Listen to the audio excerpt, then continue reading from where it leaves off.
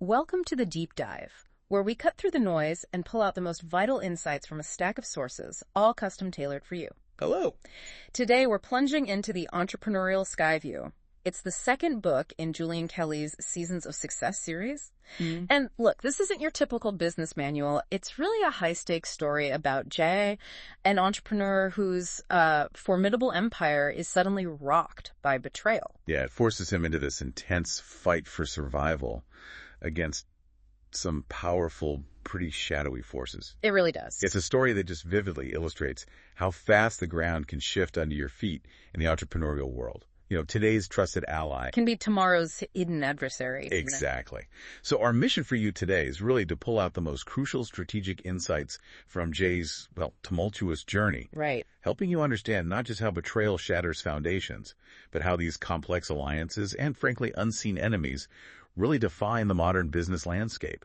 We're going to dissect the specific threats Jay faces, look at the surprising ways he counters them, the sheer ingenuity involved, and also those lingering, kind of unsettling questions that suggest his war is far from over. Definitely not over.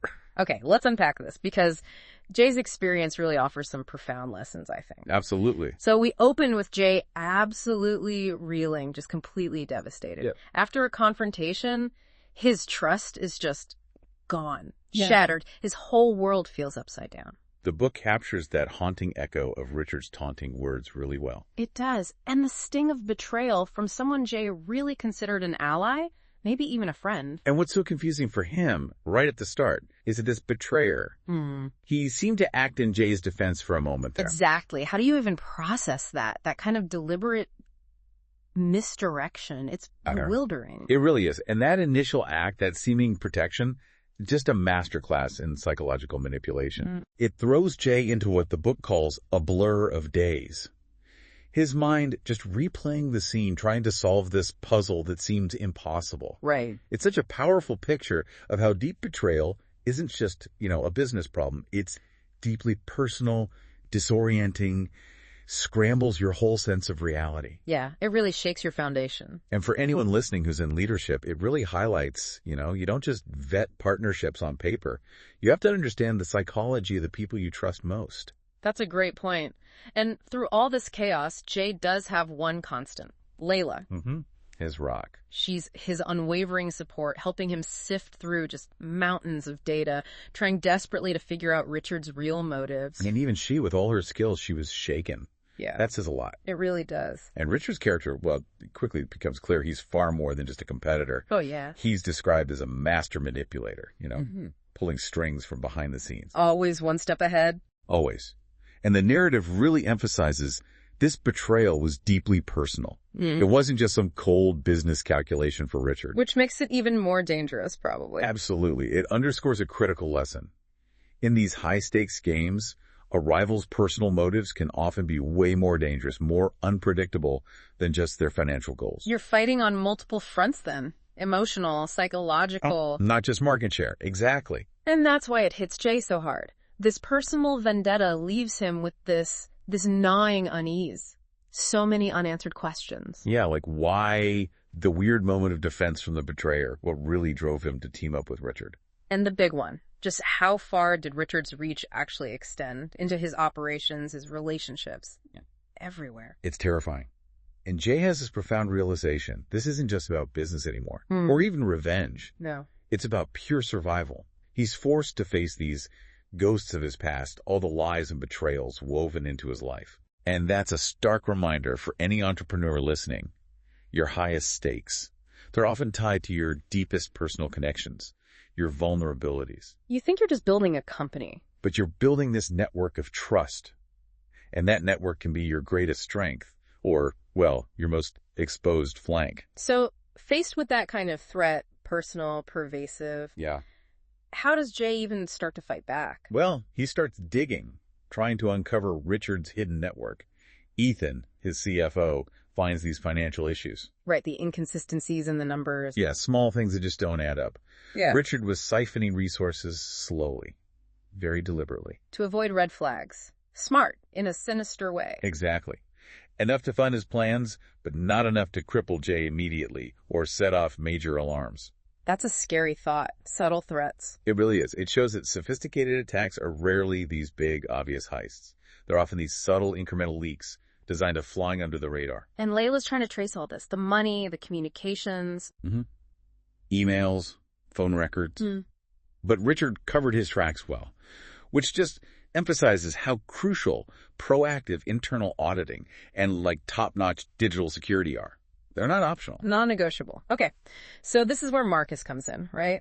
Jay's longtime friend, closest ally. Yeah, Marcus brings that pragmatic perspective. He urges Jay, look, think carefully. Avoid rash, emotional moves. Don't play Richard's game. Exactly. Instead, focus strategically. Maybe strengthen international partnerships. Think bigger picture. And this is where it gets really interesting, strategy-wise. Oh, yeah. Because Marcus proposes something different, something more subtle. Okay. He suggests laying down false trails. Yeah. Basically, feeding Richard bad intel, information that leads him down the wrong path. Keep him off balance. Buy some time. Precisely. It's about disrupting Richard's decision-making, keeping him guessing. Time is the most precious commodity here. It's like playing chess with information. But Richard isn't just messing with things internally, is he? He's got a global reach. No, he's attacking everywhere, actively trying to undermine Jay's European operations, trying to turn partners in Japan against him. How? Just offering them better deals? Yeah, offering them deals, promise of better terms. It's a full spectrum assault on Jay's network. So how does Jay counter that? He makes a really bold move in Europe, offers a key partner a significant stake in our European operation. Wow, okay. Not just money, but actual power. Exactly. A real say in the decisions we make. It changes the whole relationship from just transactional to truly collaborative, builds a vested interest, makes them harder for Richard to peel away. That's risky, though, giving up equity, control. It is risky. But sometimes the best defense is a strategic offense that builds deeper trust. Okay, that makes sense. But then Marcus finds something even bigger, right? Richard's not alone. Yeah, this is a huge turning point. Marcus discovers Richard isn't the ultimate mastermind here. There's a group of investors in Asia, powerful ones, who seem to be supporting him. How? Deep pockets and connections. And crucially, they're not just after profit. The book says they have an agenda. Something about destabilizing the entire region. Whoa. Okay, so this just went from a personal vendetta to geopolitical maneuvering. Pretty much. It really makes you wonder, doesn't it? How often are these surface conflicts just the tip of a much larger, unseen iceberg? Economic, political. That's a chilling thought. So Jay's fighting Richard and these shadowy Asian backers now. Right. So the strategy has to shift again. They need to counterbalance this power. That means building alliances in Asia. Okay, who do they target? They focus on influential figures like Song Jian, a major Chinese businessman known for being pragmatic, valuing stability. So appealing to shared interests. Exactly. But it requires this incredibly delicate touch. Persuasion, reassurance. It's like high-level business diplomacy. But just as they're trying to build these bridges, disaster strikes. Yep. A damaging anonymous leak hits the press. Ugh. What does it reveal? Details of Jay and Marcus's strategy.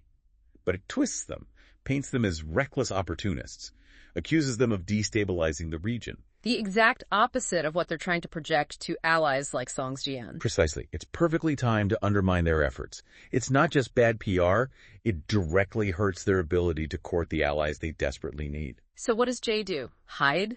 No, he makes a tough call. He decides to confront it head on.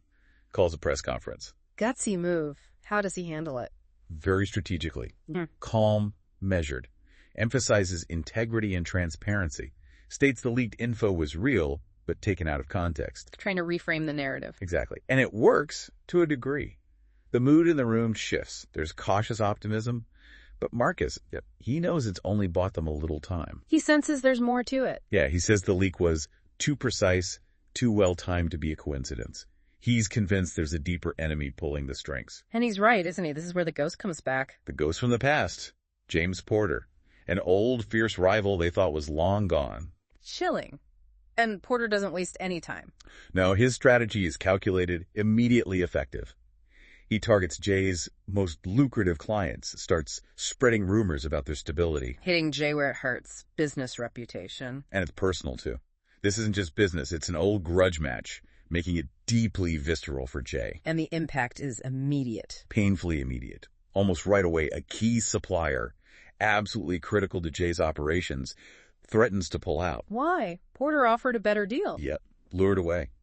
And Jay gets just 48 hours to respond. 48 hours? That's not just a problem, that's a direct strike at his supply chain, the heart of the business. It really shows how a personal vendetta can instantly become an operational crisis. Jay's fighting fires on multiple fronts now. Okay, so Porter's relentless, Jay's back against the wall. What's the counter move? It's risky, but brilliant. Jay comes up with this ingenious plan against Porter. It's fundamentally psychological. How so? He decides to make Porter think he's winning, let him get overconfident, overextend himself. And then hit him with something unexpected. Exactly. A surgical strike, leverage Porter's own ego, his hubris, against him. I like it. How do they execute it? It's multi-layered. They use proxies for diversions, spread misinformation, basically, create a smokescreen. While doing what in the background? Quietly reinforcing their real alliances, shoring up loyalty. Okay. So where does Porter make his mistake? He gets greedy, makes this aggressive, overconfident bid for a really key partner. But the partner rejects him. Why? Because of Jay's relationship building. Precisely. The loyalty Jay had cultivated over years paid off. It wasn't just about the money for that partner. It was about trust, the long-term relationship. Porter couldn't buy that. So that's the turning point. That's the turning point. Jay and Marcus launched their counteroffensive. Precise, systematic. Taking Porter apart piece by piece. Yeah, dismantling his network, cutting off his resources. They expose his market manipulation to everyone. Isolate him. And his empire just crumbles. Crumbles under the weight of his own hubris, as the book says. Wow. A decisive victory, then. It seems like it, but there's this unsettling feeling afterwards. An unease. Like it wasn't really over. Kind of. Well, Jay's empire is technically intact. The book talks about fractures beneath the surface, cracks formed under all that immense pressure. So a Pyrrhic victory, maybe? The cost was high? It feels that way. Less like triumph, more like hard-won survival, with scars left behind. It makes you question the true cost of winning these battles. Exactly. And that unease is justified because Chapter 10 delivers a real gut punch. Oh, yeah. The truly unsettling revelation. Someone new is making moves. Oh. Quietly acquiring small stakes in companies linked to our supply chain. Very subtle. Not a direct attack like Porter. Oh, this is different. Subtle, insidious. Whoever it is knows Jay's vulnerabilities with chilling accuracy. The book says it's like Porter, but different. Different how? More elusive, more intimate. Yeah, it implies an enemy who knows him much better, perhaps. And it gets worse. How could it get worse? There's disturbing movement concerning Jay's own proxies. The people he uses for covert stuff, strategic outreach. What kind of movement? Someone is trying to manipulate them, trying to pit us against each other. Turn Jay's own tools against him. An internal threat. That's terrifying. Sabotage from within. It's perhaps the most dangerous kind. You don't know who to trust. And then, the phone call. The phone call. The climax of this part of the story. Incredibly suspenseful. An anonymous call. Anonymous, yes, but from a voice from Jay's past. Someone who knows him better than most. What does the voice say? Reveals that Jay has made some powerful enemies, that they're all coming out of the woodwork now. Implying Porter was just the beginning. Exactly. The voice explicitly says the battle with Porter was merely a prelude. Wow. And the final warning. It's far from over. Chilling. It leaves you with such a huge question, doesn't it? When does winning one battle actually mean the war is over? Especially when the enemy is this phantom from your past who seems to know your every weakness. So wrapping up, we've followed Jay's really harrowing journey. From that devastating betrayal to a hard-won, maybe costly, victory against Porter. Only to find these even deeper, more subtle threats are still lurking, waiting in the shadows. His story just highlights the relentless nature of this high-stakes world. Yeah.